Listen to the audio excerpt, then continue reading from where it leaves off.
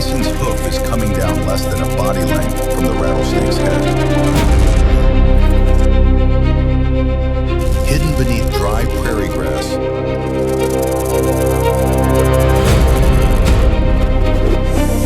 the snake has spent the morning almost invisible.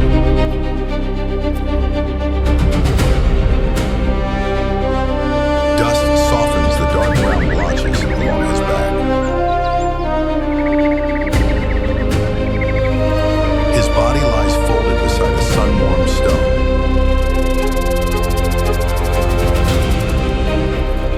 Perfectly still.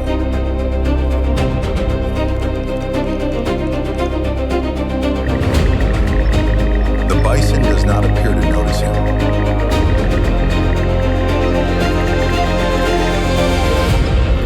Another step shakes the ground.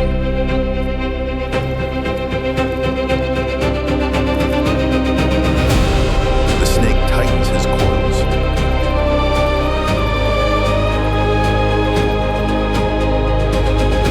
His head rises.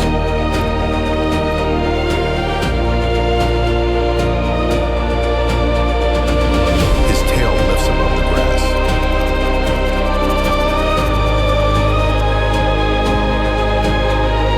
Then the prairie erupts with a warning.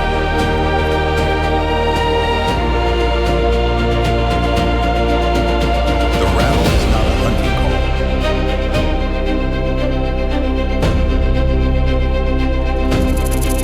It is the opposite.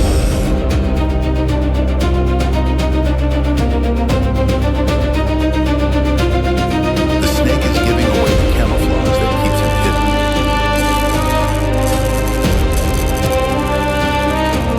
The enormous hoof stops.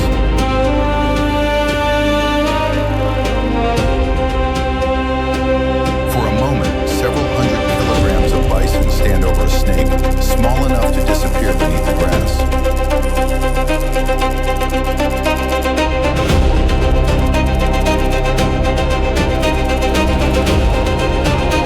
The bison shifts away.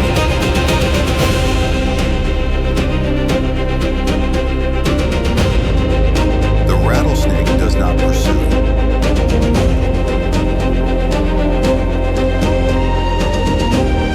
He lowers his head and slips toward broken rocks.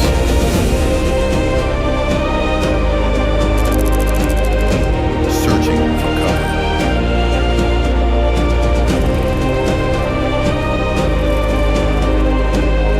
But the warning has attracted attention.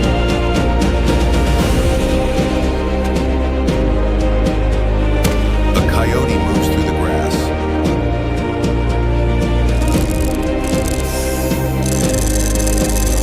Its nose drops toward the ground.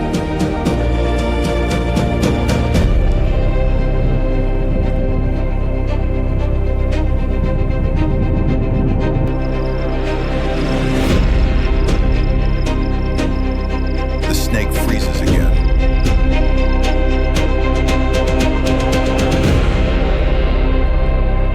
The coyote circles.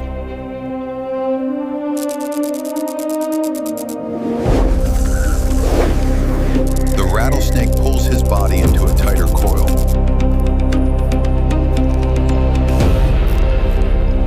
His neck forms a defensive curve.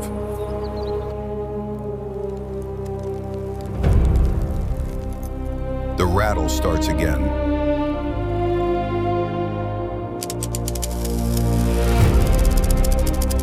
The coyote steps closer.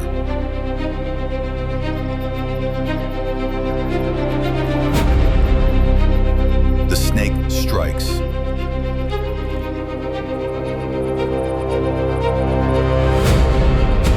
His head flashes forward, then immediately returns to the coil.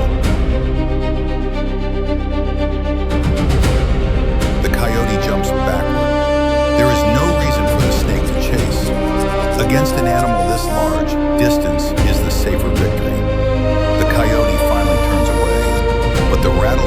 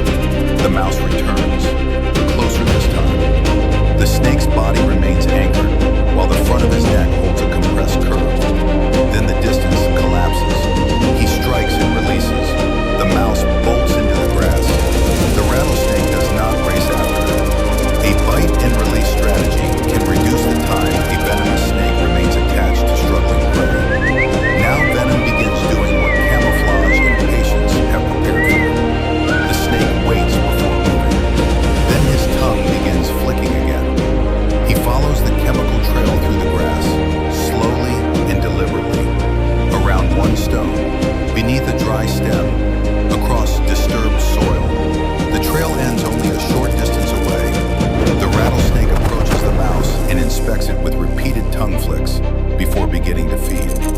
Darkness settles over the prairie. For the bison, the rattle creates distance. For the coyote and hawk, defense and camouflage keep the snake alive. For the mouse, those same senses and patterns become the machinery of an ambush. The rattlesnake survives not because venom solves every conflict, but because each weapon is used at the right moment. In nature, power is not always the ability to attack.